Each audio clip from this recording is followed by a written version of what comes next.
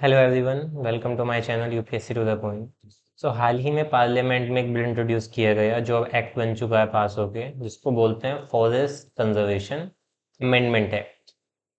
तो जब से ये पास हुआ है, जब से बिल इंट्रोड्यूस हुआ था, जब से इसका ड्राफ्ट आया था, तब से काफ़ी कंट्रोवर्सी में रहा है। एनवायरनमेंट फॉरेस्ट एरिया से रिलेटेड है, एक बहुत हीटेड इशू है। This article specifically talks about north east. तो नॉर्थ ईस्ट की जब हम बात करते हैं तो फॉरेस्ट इशू और ज़्यादा हाई हो जाते हैं, क्योंकि वहाँ पे बहुत अच्छा खासा फॉरेस्ट कवर है। बहुत सारे ट्राइबल पीपल रहते हैं जो अपना राइट मानते हैं फॉरेस्ट एरिया पे। तो जब भी कुछ फॉरेस्ट एक्ट से रिलेटेड अमेंडमेंट होते हैं, रूल्स नोटिफिकेशन आता है, तो वहाँ पे कंट्रोवर्सी राइज होती है।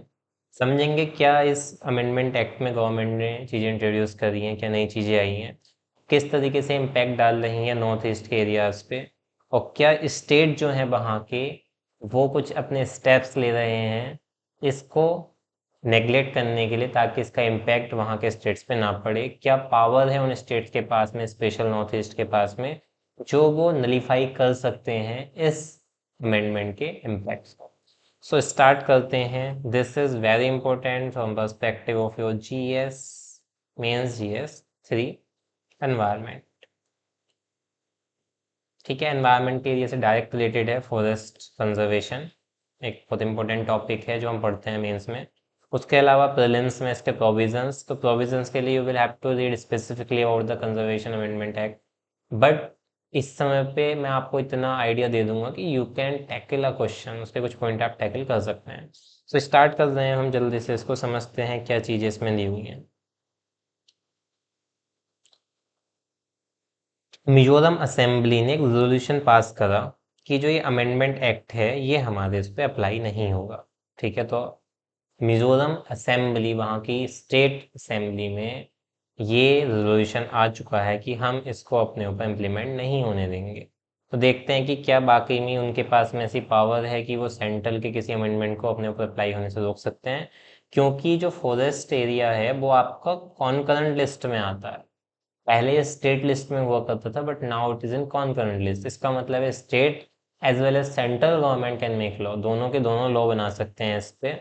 लेकिन अगर दोनों में कोई कंट्रोवर्सी होती है इन जनरल, तो सेंट्रल का लॉ जो है वो माना जाएगा, वो वैलिड माना जाएगा। तो इस सिनेरियो में अगर हम देखें तो सेंट्रल ने अगर कोई अमेंडमेंट पास किया है कॉन्करेंट लिस्ट के सब्जेक्ट पे, तो स्टेट के पास में पावर नहीं है कि उसको नलीफाई कर दे। बट नॉर्थ ईस्ट के जो स्टेट्स हैं they have specific provision in the constitution, जहाँ पे लॉ जब अप्लाई होता है तो उनकी स्टेट असेंबली उसको एक बार वेरीफाई करती है। समझते हैं आगे इसको। क्यों एप्लीकेबल नहीं होता है नागालैंड में, फॉरेस्ट एक्ट नागालैंड में एप्लीकेबल नहीं होता है। साथ में what are the special constitutional provision for Nagaland and Mizoram, क्यों इनके पास में स्पेसिफिक पावर्स हैं। तो अगस्त 22 को मिजोरम ने जो है पास किया forest conservation amendment act. Okay, क्योंकि वो प्रोटेक्ट करना चाह रहे हैं rights and interest of the people of Mizoram. तो ट्राइबल पीपल बहुत रहते हैं मिजोरम और इन सब एरिया में, नागालैंड में, तो उनके अपने फॉरेस्ट राइट होते हैं। बट जब कंजर्वेशन एक्ट को इन पे अप्लाई होता है तो उनके पास से वो राइट चले जाते हैं मोस्ट प्रोबेबली। द अमेंडमेंट एलोज, अब जो मेन कंट्रोवर्सी है, देखिए मैं थोड़ा सा आपको एक्सप्लेन करता हूँ अमेंडमेंट्स में हुआ क्या है। तो सबसे पहले एक चीज करी गई है, 1996 का एक सुप्रीम कोर्ट का ऑर्डर है। वो ऑर्डर ये कहता है कि जो फॉरेस्ट गवर्नमेंट ने नोटिफाई कर रखे, नोटिफाई करने का मतलब गवर्नमेंट ने डिक्लेयर कर रखा है कि ये प्लेसेस फॉरेस्ट एरिया की कैटेगरी में आते हैं, उनकी डेफिनेशन में आते हैं, तो वो नोटिफाइड हो गए। वो क्लियर है, मेंशन है गवर्नमेंट के डॉक्यूमेंट में that this area is under the forest area. But उसके अलावा भी ऐसे एरिया जो गवर्नमेंट ने नोटिफाई नहीं कर रखे हैं, हो सकता है किसी इंडिविजुअल के पास में वो एरिया लगता हो, इस टाइप के अनरिकॉग्नाइज अननोटिफाइड फॉरेस्ट एरिया को भी फॉरेस्ट कंजर्वेशन एक्ट के लिस्ट में इंक्लूड किया जाएगा, फॉरेस्ट की डेफिनेशन में इंक्लूड किया जाएगा, ऐसा सुप्रीम कोर्ट का ऑर्डर था। बट अब क्या हुआ, अब जो गवर्नमेंट का एक जो अमेंडमेंट है उसमें क्या है, केवल नोटिफाइड एरियाज हैं फॉरेस्ट के, वही कंजर्वेशन की कैटेगरी में आएंगे, बाकी कंजर्वेशन की कैटेगरी में नहीं आएंगे। That is the first controversial thing, क्योंकि सुप्रीम कोर्ट के जजमेंट को टर्न कर दे रहा है amendment. Second thing, this one, border line से 100 किलोमीटर तक का एरिया। मेनली हमारी बॉर्डर लाइन कहाँ लगती है? मेनली जो आपकी बॉर्डर लाइंस हैं वो हिमालयन रीजन में लगती हैं। इधर यहाँ पाकिस्तान वाला एरिया, इधर चाइना, और उसके बाद में इधर अरुणाचल प्रदेश में, फिर चाइना, म्यांमार, ये सब तो स्टेट्स जो हैं ये सब बॉर्डर शेयर करते हैं। तो इनके 100 किलोमीटर तक की रेंज में एग्जेम्पशन है कंजर्वेशन को लेकर। इसका मतलब है वहाँ पे इंफ्रास्ट्रक्चर डेवलप किया जा सकता है, वहाँ पे कोई भी एक्टिविटी करी जा सकती है, वहाँ पे कंजर्वेशन के जो एक्ट हैं, जो प्रोविजंस है, वो अप्लाई नहीं होंगे। एग्जेम्प्ट कर दिया गया है 100 किलोमीटर तक के रीजन्स को। अब अगर आप नॉर्थ ईस्ट की बात करो तो जो नागालैंड, मिजोरम से इस साइड में हमारा, ये आपका नॉर्थ ईस्ट एरिया है, यहाँ पर अरुणाचल प्रदेश, फिर आपका नागालैंड, फिर आपका मणिपुर, और नीचे आपका मिजोरम। और आप ध्यान से देखो तो ये सब बॉर्डर शेयर कर रहे हैं, तो इनका तो 100 किलोमीटर में पूरा एरिया कवर हो सकता है ऑलमोस्ट। तो 100 किलोमीटर इनके लिए ऑलमोस्ट पूरा स्टेट का पोर्शन कवर कर जाएगा, जिसकी वजह से क्या होगा कि कहीं पे भी जो है एग्जेम्प्ट है, कोई भी इंफ्रास्ट्रक्चर एक्टिविटी, सब कुछ रोड इंफ्रास्ट्रक्चर क्रिएट हो सकता है वहाँ पे। गवर्नमेंट ने इसके लिए बताया कि डिफेंस सिस्टम को मजबूत करने के लिए we have to take this step, तो उन्होंने अमेंडमेंट किया है। उसके अलावा भी सिक्योरिटी रीजंस की वजह से 10 हेक्टेयर तक के एरिया को चेंज किया सकता है सिक्योरिटी बंकर में। किसी भी ऐसी सिक्योरिटी फैसिलिटी इंफ्रास्ट्रक्चर में जो सिक्योरिटी पर्पस के लिए यूज़ करी जा रही है, वो एरिया भी एग्जेम्प्ट कर दिया जाएगा। उसके अलावा आयुष प्रैक्टिशनर्स जो हैं, आयुर्वेदिक, यूनानी वगैरह, ये जो हमारा मिनिस्ट्री है इसकी, तो कोई भी आयुष से रिलेटेड रिसर्च डेवलपमेंट है, उसके लिए भी अलाउ है कि वो वहाँ के रिसोर्सेज को यूज़ कर सकते हैं बिना किसी रुकावट के। तो ये सब चेंजेस करे गए हैं। बाकी डिटेल्स में शायद कोई और आर्टिकल न्यूज़पेपर में आए तो I will discuss this there. फिलहाल इतना समझ लीजिए कि ये मेजर मेजर चीज़ें हैं। यहाँ पर जो मेन कंट्रोवर्सी क्रिएट हो रही है that is because of this 100 kilometre international border lines पे विदाउट रिस्ट्रिक्शंस फॉरेस्ट क्लियरेंस मिल जाएगा आपको। ठीक। अब नॉर्थ ईस्ट का ये तो उसके अंदर लगता है, तो उनके लिए प्रॉब्लम है। अब नेक्स्ट वीक में क्या होना है, नागालैंड असेंबली भी रेजोल्यूशन लाएगी इसके अगेंस्ट अमेंडमेंट के। त्रिपुरा, मिजोरम, ये सब सब मतलब इसके अगेंस्ट जा रहे हैं। यहाँ तक कि जो बीजेपी गवर्नमेंट है ऐसे, उनके भी एलीज हैं, वो भी इस चीज़ के अगेंस्ट जा रहे हैं कि नहीं, यहाँ पे चीज़ अप्लाई ठीक तरीके से नहीं हो पाएगी और यहाँ नहीं करना चाहिए। तो आप एक बैकग्राउंड समझ चुके होंगे। Now proceed, let's proceed further. Is FCA applicable to north east? क्या फॉरेस्ट कंजर्वेशन एक्ट जो है 1980 का, ये एप्लीकेबल है नॉर्थ ईस्ट एरिया के लिए? अब बात करते हैं जो स्पेसिफिक प्रोविजंस मिले हुए हैं नॉर्थ ईस्ट स्टेट्स को। तो कॉन्स्टिट्यूशन प्रोटेक्शन मिली हुई है, जैसे आर्टिकल 371 इन नागालैंड के लिए स्पेसिफिक चैप्टर है स्पेसिफिक प्रोविजंस का, you can read it in Laxmikanth. And 371G for Mizoram. ये क्या करते हैं, कोई भी लॉ पार्लियामेंट बनाएगी तो उसको जो है पास नहीं किया जाएगा Naga Mizo customary law and procedure ownership transfer of land and it's resources. कोई भी पार्लियामेंट का लॉ है, बट वो जो उनके ऑलरेडी लोकल लॉज हैं, जो उनके राइट्स हैं, ओनरशिप है, लैंड ट्रांसफर करने के तरीके हैं, उन पे वो अप्लाई नहीं होगा, उनको रिप्लेस नहीं कर सकता है। ये स्पेसिफिक पावर मिलती है इन स्टेट्स। ये केवल उन स्टेट्स को एक्सटेंड किया जाएगा जहां पे उनकी असेंबली डिसाइड करती है कि एक रेजोल्यूशन लाके कि हाँ, इस पर अप्लाई कर दिया जाए। तो इसका मतलब कोई भी लॉ अप्लाई करने के लिए स्टेट असेंबली का पास करना एक रेजोल्यूशन के थ्रू नेसेसरी है, तो डायरेक्ट अप्लाई नहीं होते। तो एफसीए के साथ क्या केस हुआ, फॉरेस्ट कंजर्वेशन एक्ट के साथ 1986 में नागालैंड ने जो है इसको एक्सटेंड कर दिया एफसीए को। तो government forest and other forest wild life sanctuary under the control of state government. जो एरिया स्टेट गवर्नमेंट के कंट्रोल में आता था उन पे फॉरेस्ट कंजर्वेशन एक्ट अप्लाई कर दिया नागालैंड ने 1986 में।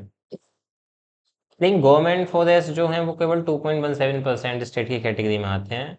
फिर दिसंबर में होम मिनिस्ट्री ने क्या कहा, कंसल्ट करके लॉ जस्टिस की मिनिस्ट्री से, कि एफसीए जो है covered under the term land resources and is not applicable to Nagaland.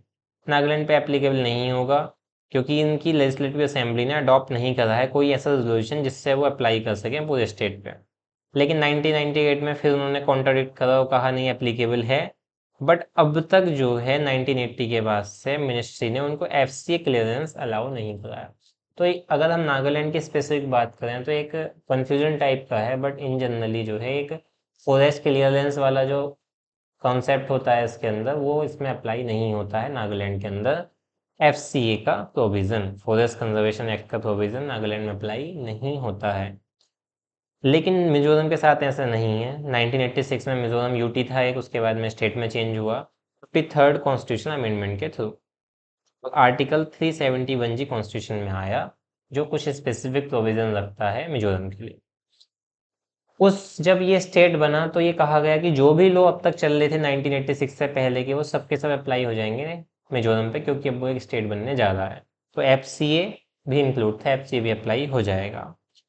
Moreover, the powers of autonomous district council in the 3/6 schedule areas in Mizoram don't extend to reserve forest. So the FCA covers 84% of the forest area that are notified forest, इतने hectare, and thus far receive FCA clearance. So जो forest conservation act है वो मिजोरम में apply होता है, but here is another concept of autonomous district council. 6 schedule, 5th-6th schedule, दो schedule है हमारे कॉन्स्टिट्यूशन में जो स्पेसिफिक प्रोविजन रखते हैं पावर का। 6th शेड्यूल बात करता है आपका ऑटोनोमस डिस्ट्रिक्ट काउंसिल की। ऑटोनोमस डिस्ट्रिक्ट काउंसिल क्या होती है? एक पर्टिकुलर डिस्ट्रिक्ट के लिए, स्टेट के अंदर भी एक पर्टिकुलर डिस्ट्रिक्ट को एक पावर अथॉरिटी दे दी जाती है कि वो अपने हिसाब से सिस्टम रन कर सकते हैं। बाहर के लॉज उन पर अप्लाई नहीं होंगे अपने अकॉर्डिंग, लेकिन रन। तो जब जो वो स्टेट्स हैं, जो वो डिस्ट्रिक्ट है जहाँ पे ऑटोनोमस डिस्ट्रिक्ट काउंसिल का कॉन्सेप्ट अप्लाई होता है, वहाँ फॉरेस्ट कंजर्वेशन एक्ट अप्लाई नहीं होता है मिजोरम में। Otherwise 85% of the area covers under the FCA इन मिजोरम। तो मिजोरम में फॉरेस्ट कंजर्वेशन एक्ट अप्लाई होता है ऑलमोस्ट 80 to 85% एरियाज पर। बाकी नॉर्थ ईस्ट के और में भी अप्लाई होता है, मेघालय, त्रिपुरा, इन सब स्टेट में अप्लाई होता है, अरुणाचल प्रदेश, सिक्किम, मणिपुर। बाकी अरुणाचल प्रदेश में सबसे ज़्यादा FCA है, क्लियरेंस हुआ है, त्रिपुरा, सिक्किम, ये सब में। ये फॉरेस्ट कंजर्वेशन एक्ट क्लियरेंस का मतलब है कि इसके एक्ट के प्रोविजन के अंदर क्लियरेंस जब मिलता है कि आपको कोई फॉरेस्ट एरिया चेंज करना है किसी अदर पर्पज़ के लिए, तो उसके लिए एक प्रोसीड्यूर है पूरा।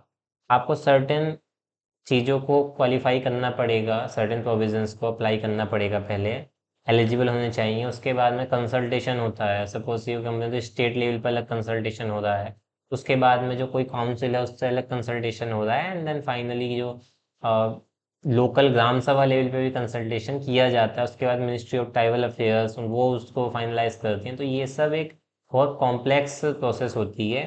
तो इन सब के एरियाज लगते हैं फॉरेस्ट कंजर्वेशन एक्ट में। मिजोरम का अच्छा खासा एरिया उस पर अप्लाई होता है। Now come to what is RFA। RFA की फुल फॉर्म है recorded forest areas. Recorded forest areas समझते हैं क्या होते हैं? जनरली वो हैं जो गवर्नमेंट नोटिफाइड करती है, ऑफिशियल डॉक्यूमेंट्स में रिकॉर्डेड होते हैं गवर्नमेंट के। मिलियन हेक्टेयर एरिया जो है डाइवर्टेड हुआ nationwide under FCA since 1980। बहुत सारा एरिया फॉरेस्ट कंजर्वेशन एक्ट के अंडर में आता है। FCA exist to deforest the forest under the Indian forest act, कितने वो स्टेट वर्जन इन 1996। ये जो मैंने आपको स्टार्टिंग में बताया था कि कोर्ट ने जो है टर्म जो थी फॉरेस्ट लैंड को FCA में, वो गोदावरम केस के नाम से जाना जाता है। उसमें क्या कहा गया था कि केवल वो फॉरेस्ट नहीं बल्कि सारे फॉरेस्ट एरिया, चाहे वो ओनरशिप किसी की भी हो, गवर्नमेंट के अलावा भी हो, सब के सब रिकॉर्डेड फॉरेस्ट एरिया, मतलब फॉरेस्ट एरिया की डेफिनेशन में आ जाएंगे। सुप्रीम कोर्ट का जजमेंट था। I have explain you in the starting इस वीडियो के। These are recorded forest but not notified as forest. तो बाकी जो एरिया हैं वो रिकॉर्डेड फॉरेस्ट हैं but not notified as forest. सरकार ने ऑफिशियली उनको फॉरेस्ट एरिया नोटिफाई नहीं करा है। हाफ ऑफ द एरिया जो है वो रिकॉर्डेड फॉरेस्ट एरिया है, और इसमें से 53% unclassed forest control by individuals, clan, villages, council और communities and govern by customary law and procedure. The reminder is notified forest control by state forest department. तो ध्यान से समझिएगा, एक तो होता है आपका रिकॉर्डेड फॉरेस्ट एरिया और एक होता है आपका नोटिफाइड फॉरेस्ट एरिया। तो रिकॉर्डेड फॉरेस्ट एरिया जो होते हैं वो नोटिफाइड नहीं होते हैं। इसका मतलब ये है कि नोटिफाइड तो पर्टिकुलरली सरकार ने नोटिफाई कर रखा ऑफिशियली कि this area is forest area, but कुछ एरिया रिकॉर्ड में हैं गवर्नमेंट के, बट उनको फॉरेस्ट एरिया डिक्लेयर अब तक नहीं करा गया है।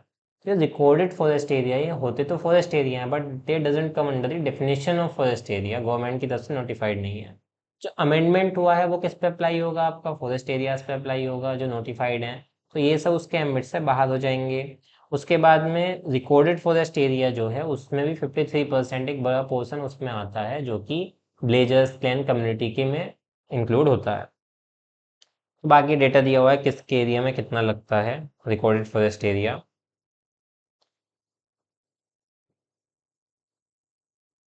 और कोर्ट के ऑर्डर के बाद में सब के सब चाहे अनक्लास्ड हो क्लास्ड हो नोटिफाइड सब के सब फॉरेस्ट कंजर्वेशन एरिया के अंडर में आने लगेंगे।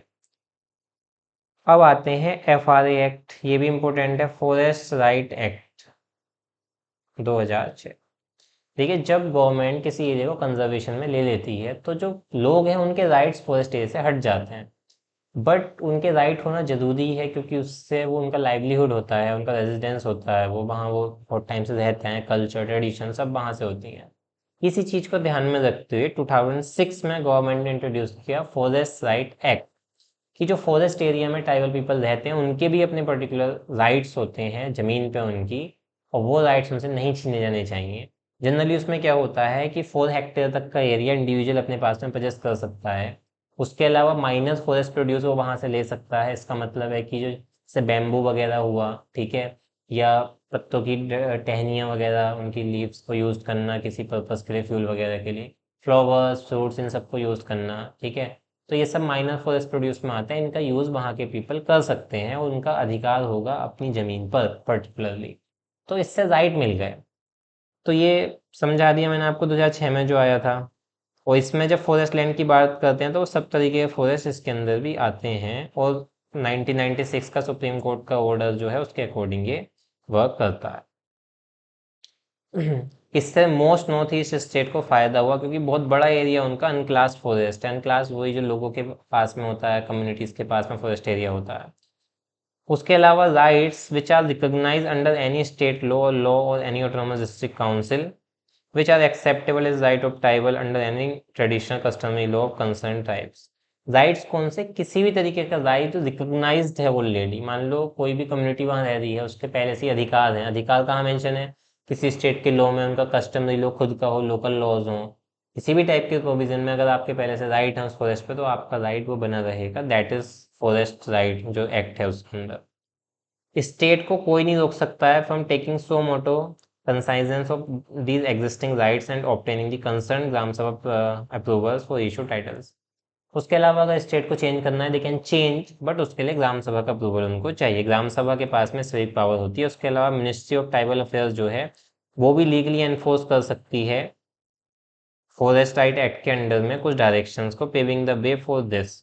It would add another layer of legal security to traditional community tenuring rights over forest. इसके अलावा फॉरेस्ट कंजर्वेशन को अप्लाई कर सकती है ट्राइबल मिनिस्ट्री वहाँ पे उन एरिया में। तो फॉरेस्ट राइट एक्ट तो है ही है, उसके साथ में एडिशनल लेयर अप्लाई हो जाती है जब ट्राइबल मिनिस्ट्री के हाथ में भी पावर होती है। They can legally enforce more rights to the people. State assembly को कुछ चेंजेस करने हैं they can also change, but gram sabha की प्रायर अप्रूवल उनको चाहिए। लेकिन none of the north east state have implemented FRA except Assam and Tripura. Proper implement किसी ने नहीं करा है असम और त्रिपुरा के अलावा। The reason include the FRA being irrelevant as community clans, chief and individual own most of the land and their rights are already being enjoyed and lack of forest dweller who the totally forest dependent। तो इसमें क्या है कि generally ज़्यादातर states ने apply वहाँ पे क्यों नहीं कर पाए FCA वगैरह वाले FC एक्ट को, क्योंकि उनको इसका कोई फ़ायदा नहीं है। क्योंकि बहुत सारा एरिया जो है वो इरिलीवेंट है, वो अनक्लास्ड में आएगा। अनक्लास जो कम्युनिटीज़ और क्लैन वगैरह वहाँ पे होल्ड करती हैं उनके पास में लगेगा, इस वजह से उनको कोई फ़ायदा उसका नहीं है अप्लाई करने का। मिजोरम जो है, स्पेसिफिकली मिजोरम की बात कर रहे हैं जब आर्टिकल उस पे है, तो उन्होंने फॉरेस्ट राइट एक्ट को अप्लाई कर दिया था, ठीक है, लेकिन यू टर्न लिया। फिर उन्होंने कहा कि FRA to not be relevant to the state since no claim for rights were forthcoming. तो उन्होंने कहा कि इसका कोई एसेंस नहीं है बाद में। It also refer to the ministry of tribal affair. Ministry of tribal affairs को भी मना कर दिया कि हमारे यहाँ पे इसको इम्प्लीमेंट मत करो, कोई उसके लिए फंड मत दो। बाकी नागालैंड असेंबली अभी डिसाइड करेगी क्या होना है क्या नहीं होना है। तो जब ये अपने ऊपर फॉरेस्ट राइट अप्लाई नहीं कर रहे हैं तो कोई भी अमेंडमेंट हो रहा है वो भी इन पे अप्लाई ना हो, उसके लिए रेजोल्यूशन इनको लाना पड़ रहा है। तो जब अगर फॉरेस्ट कंजर्वेशन यहाँ पे अप्लाई नहीं होगा नॉर्थ ईस्ट एरिया में, तो फिर किस तरीके से एप्लीकेशन होगी, क्या प्रोटेक्ट, क्या ऐसा प्रोविज़न है जो प्रोटेक्ट करेगा वहाँ के फॉरेस्ट एरिया को। तो एनवायरनमेंट की जो मिनिस्ट्री है वो मैंडेट करती है FRA implementation and prior inform consent of the gram sabha in 2009 to admit a forest diversion proposal. अगर फॉरेस्ट एरिया को आपको डाइवर्ट करना है, ठीक है, तो ग्राम सभा की प्रायर अप्रूवल चाहिए। तो इसका मतलब कुछ भी फॉरेस्ट एरिया में अगर आपको चेंज करना है और वहाँ पर फॉरेस्ट कंजर्वेशन एक्ट अप्लाई नहीं हो रहा है, तो पहले तो उन्होंने ये कहा कि एनवायरमेंट मिनिस्टर ने कि आपको फॉरेस्ट राइट एक्ट को अप्लाई करना है, सॉरी फॉरेस्ट कंजर्वेशन एक्ट को अप्लाई करना है, बट जहाँ नहीं है वहाँ ग्राम सभा की प्रायर अप्रूवल चाहिए। रिस्पॉन्सिबिलिटी डिस्ट्रिक्ट कलेक्टर की है, जो हेड करता है डिस्ट्रिक्ट कमेटी को, इशू करता है फॉरेस्ट राइट एक्ट के टाइटल्स को। Collector certificate of FRA compliance in principle stage 1 forest clearance was shifted to stage 2 clearance, but the ministry's 2022 forest conservation rule eliminated compliance with the FRA before final approval together। लेकिन जो ministry थी 2002 में जो rules लेके आई, उन्होंने eliminate कर दिया compliance with the FRA for final approval all together. इसका मतलब क्या है कि जो फॉरेस्ट राइट एक्ट है, ठीक है, उनके साथ में जो कंप्लायंस है उसको फाइनल अप्रूवल से पहले ही उसको पास कर दिया जाए, इस प्रोविजन को एलिमिनेट कर दिया गया। पावर किसको दे दी गई? फिर पावर दे दी गई स्टेट गवर्नमेंट को, जो इशू करेंगे ऑर्डर इन सब को लेकर। उसके अलावा स्टेट लीगल मेजर्स ले सकती हैं फुलफिलमेंट करने के लिए FRA को before recommending a forest diversion proposal, ensuring gram sabha consent before handling over forest land. तो कोई भी डाइवर्जन होना है तो उसके लिए स्टेट लीगल मेजर्स ले सकती हैं पहले FRA के अदरवाइज, और ग्राम सभा की परमिशन लेके, कंसेंट लेके हैंड ओवर कर सकती हैं फॉरेस्ट एरिया को। उसके अलावा मिनिस्ट्री ऑफ ट्राइबल अफेयर्स भी इशू कर सकती है डायरेक्शंस FRA के अंडर में, और एवन एनेक्ट सेपरेट लॉ भी बना सकती हैं उनके राइट्स को लेके। When forests are diverted for other purposes and forest dwellers are relocated as forest site all squarely within its business rule, this way the state and tribal ministry have a pay to provide tenure security to forest dwellers। इसका मतलब क्या है? In general आपको एक conclusion में बता देता हूँ, मैं काफ़ी कॉम्प्लेक्स हो चुका है कि जो फॉरेस्ट राइट्स एक्ट है, सॉरी फॉरेस्ट कंजर्वेशन एक्ट है, उसमें अमेंडमेंट हुआ, अमेंडमेंट की वजह से कुछ प्रॉब्लम हुई, प्रॉब्लम की वजह से मिजोरम जैसे स्टेट जो हैं जिनमें 85% एरिया फॉरेस्ट कंजर्वेशन एक्ट के अंडर में आ रहा है, वो उसको चेंज करना चाह रहे हैं कि हमारे ऊपर अप्लाई ना हो। प्रॉब्लम बॉर्डर एरिया वाला एरिया उसके एम्बिट से बाहर चला जाएगा, तो कोई भी लैंड एक दूसरे को ट्रांसफ़र हो सकता है, उस पर इंफ्रास्ट्रक्चर एक्टिविटी हो सकती है। बट इन जनरल बात है कौन कौन से लॉ वहाँ पे अप्लाई होंगे अगर FCA अप्लाई नहीं हो रहा है। तो एक तो फॉरेस्ट राइट एक्ट है जो वहाँ के लोगों के फॉरेस्ट राइट को बचाएगा। उसके अलावा स्टेट असेंबली के पास में पावर है कि वो लीगल प्रोटेक्शन दे सकते हैं, ठीक है, ग्राम सभा से कंसल्ट करने के बाद में वो डाइवर्ट करवा सकते हैं। उसके अलावा ट्राइबल मिनिस्ट्री जो है उसके पास में पावर है कि वो प्रोटेक्ट करेगी राइट्स को, और सेपरेट लॉ बना सकते हैं, चाहे तो FCA के अंदर प्रोटेक्ट कर सकते हैं, उसके अलावा सेपरेट लॉ बनाकर वो उसके लिए तब प्रोटेक्ट कर सकते हैं राइट्स को जो भी फॉरेस्ट ड्वेलर्स हैं वहाँ के। और कन्वर्ट भी करना है, डाइवर्ट करना है फॉरेस्ट लैंड से इंफ्रास्ट्रक्चर में, तो ग्राम सभा की सहमति से वो करवाया जा सकता है। इवन विदाउट इम्प्लीमेंटिंग FCA जो है वो अप्लाई हो रहा है। अब की बात अगर माने तो वो अप्लाई हो रहा है जो नोटिफाइड फॉरेस्ट एरिया है गवर्नमेंट के, अदरवाइज बाकी सब इसकी एम्बिट से बाहर निकल जाते हैं, और जब बाहर निकलेंगे तो वो कंजर्वेटिव एरिया में नहीं रहेंगे। उसके बाद में इन सब एक्ट के थ्रू उसको कंजर्व किया जा सकता है। तो ये आज का टॉपिक है। उसके अलावा I recommend all of you to read this amendment in detail, forest amendment act 2003। अगर कोई आर्टिकल ऐसा आता है इसमें I can explain in detail, वहाँ समझा सकता हूँ मैं आपको ये। आगे जस्ट में कुछ नहीं, इसके नॉर्मल चीज़ें दी हुई हैं, यू कैन रीड, सब अंदर आ चुका है। इस केस को अच्छे से ध्यान रखना, गोदावरम केस, जहाँ पे सुप्रीम कोर्ट ने ऑर्डर दिया था, एक जजमेंट दिया था कि फॉरेस्ट की कैटेगरी में सारे आएंगे जो नोटिफाइड नहीं भी हैं, अनक्लासिफाइड भी हैं, अनक्लास्ड एरिया जो फॉरेस्ट एरिया है वो सब के सब इंक्लूड होंगे कंजर्वेशन की डेफिनेशन के अंदर, मतलब सबको कंजर्व किया जाएगा। उसके अलावा प्रोटेक्शन स्पेसिफिक, ये आपका प्योर पॉलिटी में चला जाता है, इसमें 6 शेड्यूल वगैरह, 5th शेड्यूल वगैरह पढ़ना, ऑटोनोमस डिस्ट्रिक्ट काउंसिल क्या होती हैं, ये सब चीज़ें हो रही है, स्पेशल प्रोविजन जो है उनमें क्या क्या प्रोविजंस मिलते हैं।